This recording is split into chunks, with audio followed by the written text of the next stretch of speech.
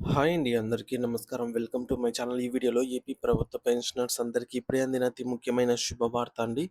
పూర్తి వివరాలు ఏంటిది వీడియోలో తెలుసుకుందాము. వీడియో ఎక్కడే గాని స్కిప్ చేయకుండా ఎండ్ వరకు చూసేయండి. అప్పుడే ఇన్ఫర్మేషన్ పూర్తిగా అర్థమవుతుంది.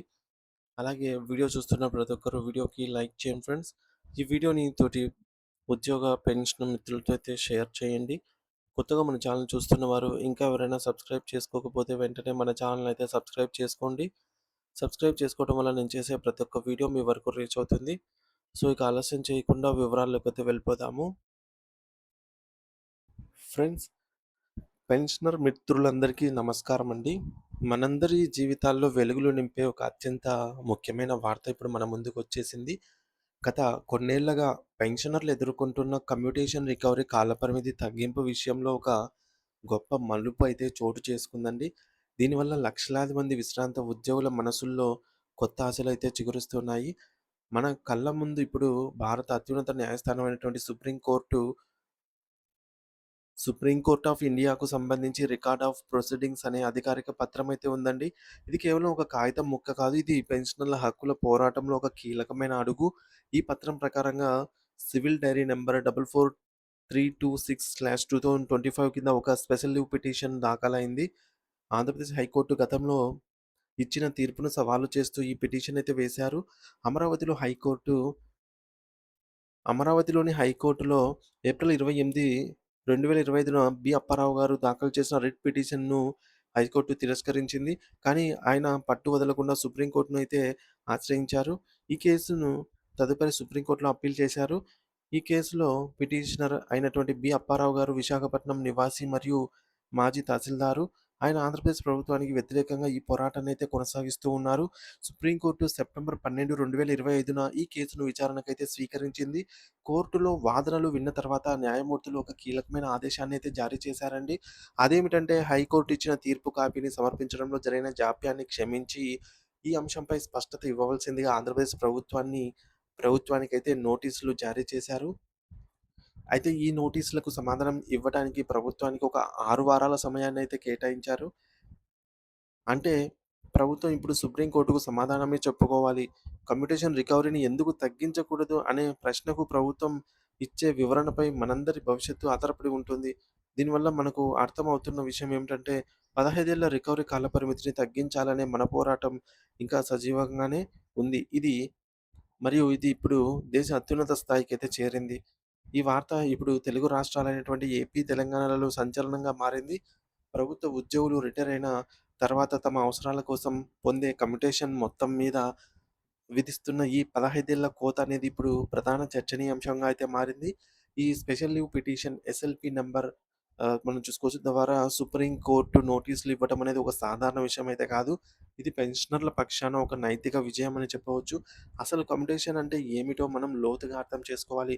ఒక ఉద్యోగి పదవీ విరమణ చేసే సమయంలో తన భవిష్యత్ అవసరాల కోసం అంటే పిల్లల పెళ్ళిళ్ళకి అవ్వచ్చు, ఇల్లు కట్టుకోవడం లేదా ఇతర ఏదైనా అత్యవసర అవసరాల కోసం తన పెన్షన్‌లో గరిష్టంగా 40% భాగాన్ని ఒకేసారి నగదు రూపంలో పొందే వెసులుబాటైతే ఉంటుంది.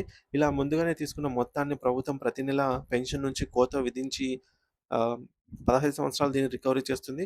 సో, ప్రస్తుతం AP civil services pension computation rules 1944లోని రూల్ నంబర్ 18 ప్రకారంగా ఈ రికవరీ 15 ఏళ్లుగా కొనసాగుతోంది. అయితే అప్పారావు గారు దీని ఇతర పెన్షనర్ల సంఘాల వాదన ఏంటంటే, ప్రభుత్వం ఇచ్చిన మొత్తాన్ని గూడా వడ్డీతో సహా కేవలం 11 సంవత్సరాల 3 నెలల్లోనే పూర్తిగా రికవరీ చేసుకుంటోంది.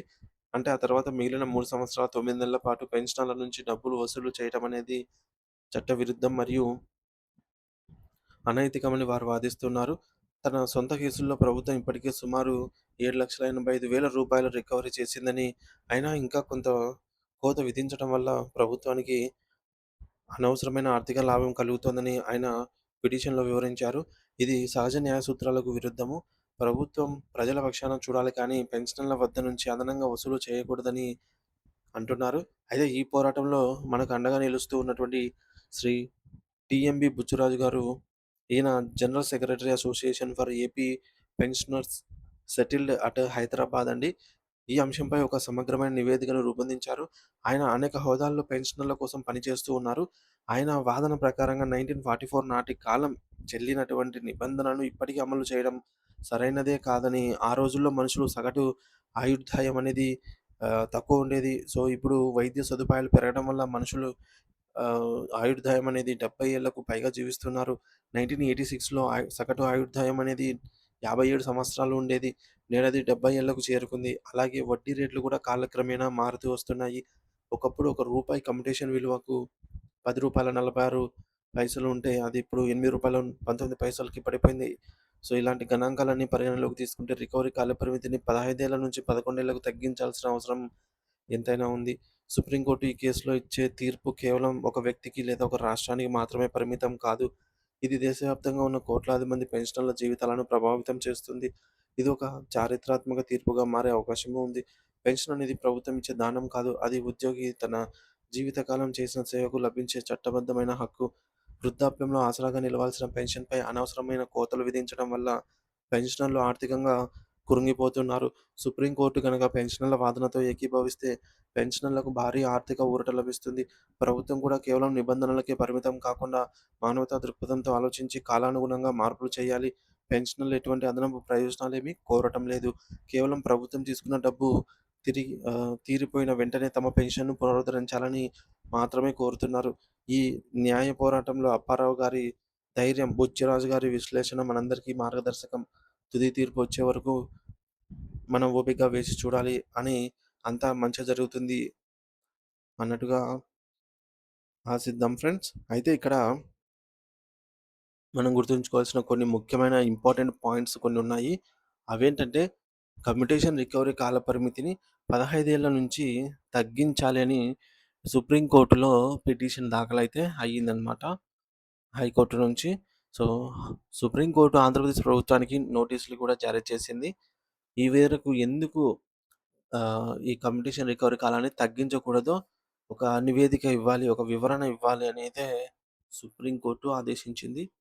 మరి ప్రస్తుత నిబంధనల ప్రకారంగా ప్రభుత్వం అసలు మరియు వడ్డీని 11 సంవత్సరాల 3 నెలల్లోనే వసూలు చేయగలిగితే, ఆ మిగిలిన 3 సంవత్సరాల 9 నెలల కోత ఎందుకు అదనంగా పెన్షనర్ల నుంచి వసూలు చేస్తున్నారు? ఇది పెన్షనర్లకు ఆర్థిక భారంగా మారుతోంది అంటోంది. సో, 1944 నాటి పాత నిబంధనలను ప్రస్తుత జీవన ప్రమాణాలకు అనుగుణంగా ఆహ్, అప్పటి ఏవైతే రూల్స్ ఉంటాయో వాటిని మార్చాలి, అప్‌డేట్ చేయాలనైతే డిమాండ్ అయితే ఉంది. జీవనకాలం లైఫ్ ఎక్స్‌పెన్షన్ అనేది పెరగటం వల్ల కమ్యుటేషన్ లెక్కలు మారాల్సిన అవసరం ఉంది. ఈ కేసు తీర్పు దేశవ్యాప్తంగా ఉన్న పెన్షనర్స్ అందరికీ వర్తించే అవకాశం అయితే ఉంది. సో, ఇది ఫ్రెండ్స్ ఇప్పటి వరకున్న తాజా సమాచారము. ఈ వీడియోని ఇన్ఫర్మేషన్ తోటి పెన్షనర్ మిత్రులతో అయితే షేర్ చేయండి. కొత్తగా చూస్తున్న వారైతే మన ఛానెల్ సబ్స్క్రైబ్ చేసుకోండి. Thank you for watching this video.